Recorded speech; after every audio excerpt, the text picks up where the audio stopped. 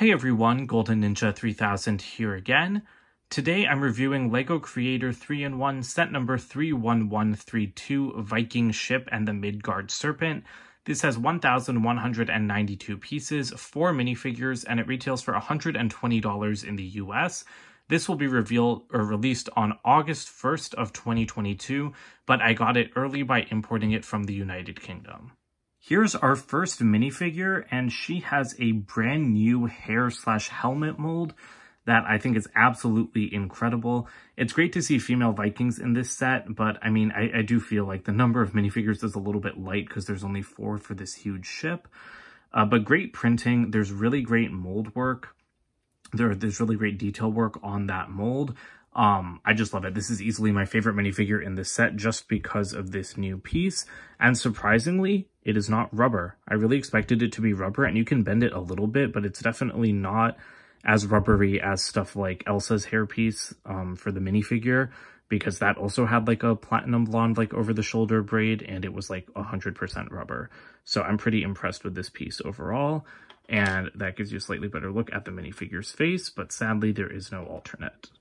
The other female Viking has the exact same torso print, which is slightly disappointing because, you know, it would be nice to see some variation there. And I don't think the red pants like go very well with the olive green.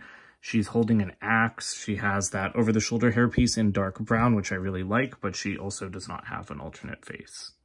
Here we have our first of the 2 male Vikings. Love that torso print because I really like the sand blue arms. He's got a long sword and, of course, that Viking helmet, which is really cool. And he has a fur collar, which I think looks pretty great. There's some nice back print as well. And I'll pop off that helmet so you can get a better look at his face print. And here's our last minifigure. I liked the colors on the other guy better, but I kind of like this guy's beard and overall like look more because I really like the axe. Like I said, the beard looks awesome. Love the torso print. That is a unique print. And I think that the pants are nice, kind of earthier tones, and it matches the beard. We have some back print there. And then here is a closer look at his face, but it's just a pretty generic face print. We have a couple of side builds before we get into the main build. This is a little brick built ox. Looks pretty cool. You know, I don't love these 3-in-1 Creator brick built animals just because they look so rudimentary. But this one isn't terrible, and you can move its head up and down a little bit. And then you just have this little barrel, and then inside you have a couple of gem pieces that the Vikings are hoarding. The Midgard Serpent itself is a pretty awesome build. I think that there's some unexpected colors at play here with the azure color and then like the teal mixed in with gray, black, and purple. I will say I don't like the grays and the blacks. I think that it looks really off. The purple is used sparingly, so I don't think it's a bad highlight color, but I really like the teal and azure combination. I just think that, yeah, I think the dark gray looks the worst, especially right here where it's not really covered up by anything. But this thing does have a decent amount of articulation. You can see it's kind of posed like the Great Devourer or Wohira the Serpent from the Ninjago line, because it's like rearing up like this. And all of this is immovable. Like this thing is entirely fixed from the neck all the way down to the body where it starts moving again here. And that is kind of disappointing because I really wish like this part wasn't so straight. I want to curve this part a little bit, especially given that you can curve the tail back so much. So I don't love that. Like I'm fine with it being fixed down here, but I just really wish that this part could move a little bit. You've got jumpers all over it though, which is pretty good for, you know, if you want a minifigure running up it to like attack it. There's a lot of like playable stuff that you can, or there's a lot of posing that you could do with minifigures attacking this just because of all the available studs. I do think that the head is built pretty well. Love the eyes there. I like the fangs, and then a really cool piece like that blade piece is used for the tongue, which looks perfect to me. And I like that there's a little bit of red on the inside of the mouth too. And then you've got these teal flipper pieces used to kind of give that flared sea serpent vibe. This is a reference to, you know, an older Viking set, because that was also like a Viking ship versus the Midgard Serpent. But I haven't seen that set in a little while, but I'm pretty sure this one is a lot bigger. And so I kind of think it's cooler in that regard. So you can move its head like up here, and then you can move the actual head part as well. So you can adjust it slightly, but as you can see, it can't go lower than that. So it's kind of hard to get it like really rearing over like any Vikings. And then back here, you have a ton more articulation. So like, obviously you can see all of the joints there, and those are like all 360 degrees and in and out. So it's really easy to get some serpentine looks. But yeah, a lot of these chunks are built in similar manners with a lot of smooth rounded bricks. And then at the end, you just have this a nice little like horn piece topping the tail off.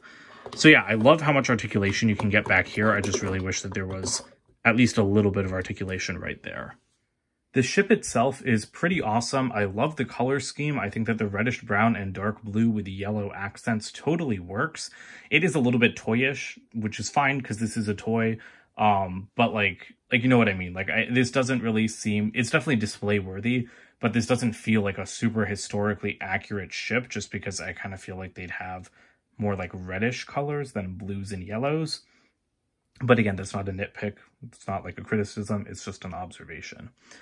So this thing is pretty big. So I'll just show it to you guys like all around. But then I think I would like to zoom in and take a closer look at some of the finer details because it's kind of hard to see them from so far away. So first off, the front of the ship, this dragon head is built in a really nice way. Like this is not a hard build at all. Like I was honestly kind of surprised at how simple it is. But I think that these little barbs are very effective. I love the little teeth, and the eyes look good as well. This was a very quick build, to be perfectly honest. You know, I put this together in just like 2 hours.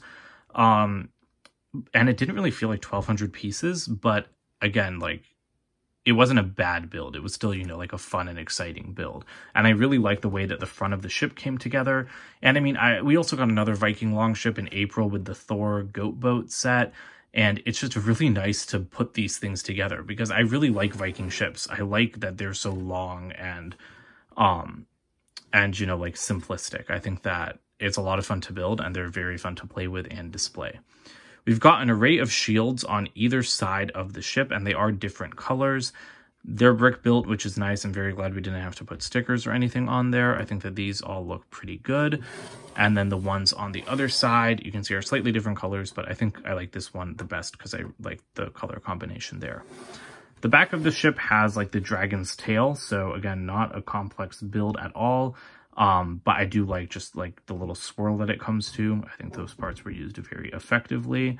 And I also really like the blue slopes that are used to kind of like help bleed in the color from the edge of the ship up to, you know, these kind of like tall sections. I think that that shaping works really effectively. And honestly, all of the shaping down here at the bottom of the boat works very well because it's just, it's a bunch of layering, but it's really good layering that looks very effective. And I'm going to go ahead and turn this upside down and hope nothing falls out. There are some odd colors that you can see there, but again, not a big deal. And there are a bunch of these boat slider pieces to, you know, help move this along. And you can really see the yellow more clearly down here. But when this thing is floating, you know, like on the water, you really don't see it that much. And honestly, you see it more from inside. But both the front and the back are built in identical manners. Like the only differences are the pieces that they attach to here in the middle. And yeah, like I said, very good building techniques used there. The sail is totally brick built as well, and it looks really good. We have these newer kind of like double angled slope pieces used up top. That one's not pushed down all the way. Then we have a bunch of 2x6 tiles and then just like some curved arch pieces to round it off. And it looks really good. Quite happy with how it turned out. And you can really see, I think it looks good from, you know, the reverse side too. Obviously, it's a little bit, like you see a lot of anti-studs and stuff like that. And you can see it's a little bit wobbly. I guess that's the one thing I don't really like about it is it's very heavy and it's not like fully connected at the bottom. So it can like kind of get knocked askew very easily. But I like that they do brick-built sails instead of cloth sails because it's just more interesting, especially for a 3-in-1 set. And you do have a bunch of rigging. The rigging is just made with these kind of like long like wire pieces. And it works pretty well. It was a little bit hard to put together. You know, like these ones at the front and the back, they kind of like clip in using these like ball and socket connectors. So they clip into like the tail and then like the dragon head. And then they connect up at the top of the mast. Let me raise that a little bit so you guys can see it better. So yeah, that was kind of honestly like I wouldn't have expected that from a Creator 3-in-1 set that's intended for like 9-year-olds, but I think that the finished effect looks really great. And then at the very top of the mast, you've got these little ravens on either side, and then you also have, if I raise this a little bit more, you've also got this flag over here that you can kind of spin around a little bit. As for interior details, we have a couple of torches down here that look great. I don't really love how patchwork sections of the interior look. There's a lot of different colors. There's a lot of exposed studs. And exposed studs are fine. But when you have so many exposed studs mixed with so many different colors, I just think it starts to look messy, and like there's not one cohesive deck. You know, like you're going from dark tan to regular tan to black to gray to reddish brown. It just feels like it's not like it hurts the eyes, but I feel like it kind of confuses the eyes because you don't exactly know where to stick a figure. And there are varying heights. Like this is a plate lower than everything around it. And then, you know, like it raises up right here, but then it like dips down below over there. So yeah, I don't love the deck that much. I feel like it could be a bit better. But this is awesome. This is like a big crossbow style weapon. So you can spin this around, not 360 degrees. Well, I mean, you could, but the torches get in the way. But basically, you get like a pretty complete range of motion. And actually, I guess if you like adjust it a little bit, you could make it work. But yeah, this thing goes up and down, and you can see that you have that rubber band on it. So what you can actually do is take one of these cylinders, pop it into this weapon, and there's no spot for a minifigure to sit, but you can just pull this thing back, and I'm going to have to fire it off into the distance. Let me move the Midgard Serpent there.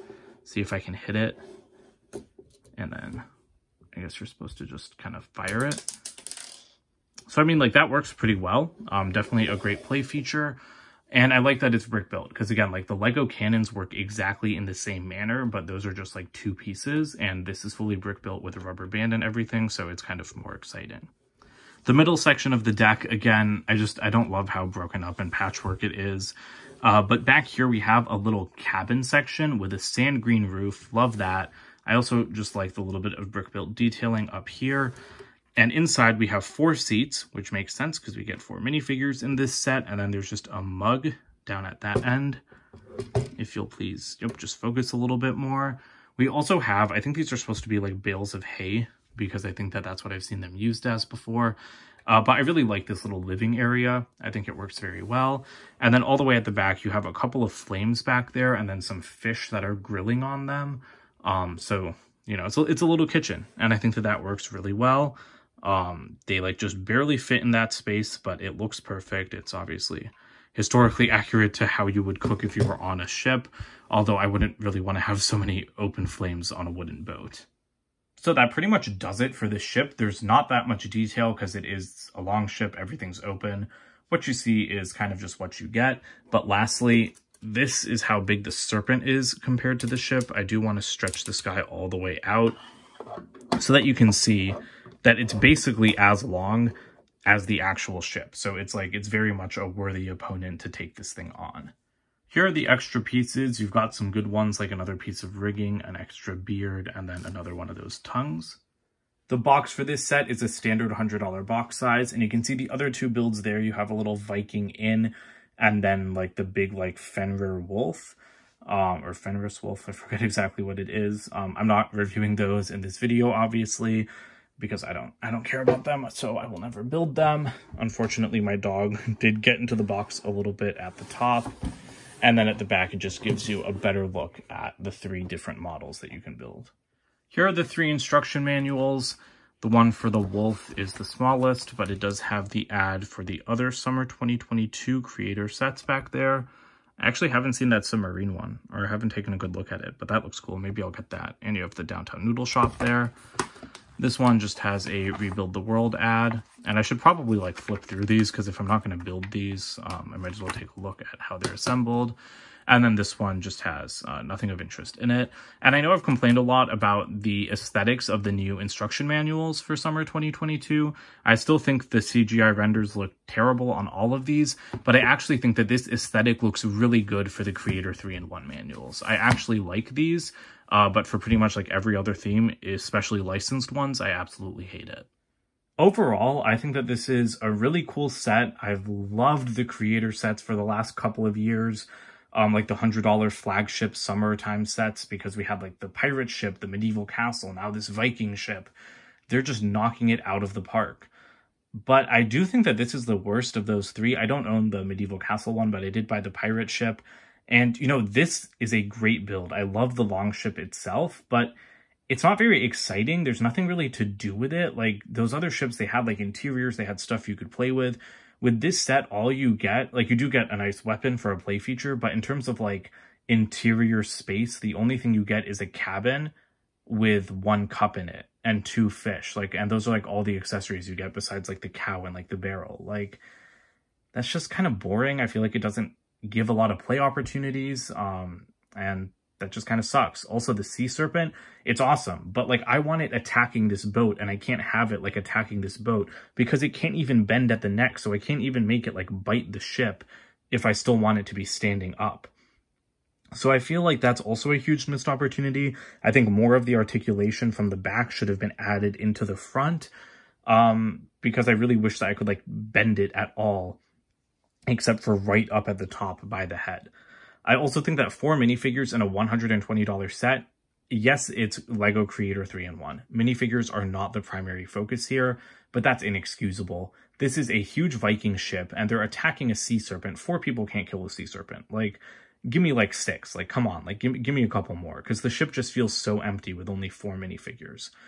So I don't really think this set is worth $120. Yes, it has 1,200 pieces. I have no idea how. I don't know where those pieces went. And I mean, I built this set. Like, this really feels like a $100 set, just like the last couple have been. This does not feel like $120 to me, because the boat feels like it's like worth $100 alone at first. But then you start looking at it and you realize that there's like nothing inside it. And so I really think that this set should have just been 100. And if it was going to be 120, it should have included at least like 3 or 4 other minifigures. So that's it for today. Don't forget to comment, like, and subscribe, and check out my website, goldenninja3000.com. And I'll see you guys in more videos soon. Bye for now.